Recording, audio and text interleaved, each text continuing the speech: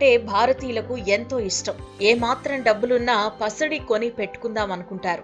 భవిష్యత్తులో ఆర్థిక ఇబ్బందులు ఎదురైనా మన దగ్గరున్న బంగారమే ఆస్తి అవుతుందని చాలా మంది పేద మధ్యతరగతి ప్రజలు బంగారం కొనేందుకు ఆసక్తి చూపిస్తూ ఉంటారు.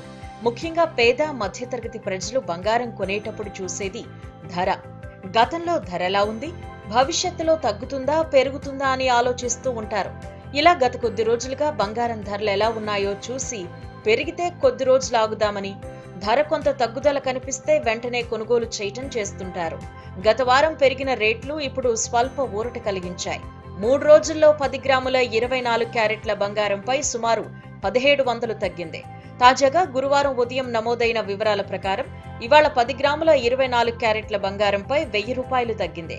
ప్రస్తుతం 22 క్యారెట్ల 10 గ్రాముల బంగారం ధర 67,300 కాగా 10 గ్రాముల 24 క్యారెట్ల గోల్డ్ ధర 73,420 రూపాయలుగా ఉంది. బంగారంతో పాటు వెండి ధర సైతం భారీగా తగ్గింది. కిలో వెండిపై 3,300 రూపాయలు తగ్గింది. దీంతో కిలో వెండి ధర 1,00,000 దిగువకు చేరింది.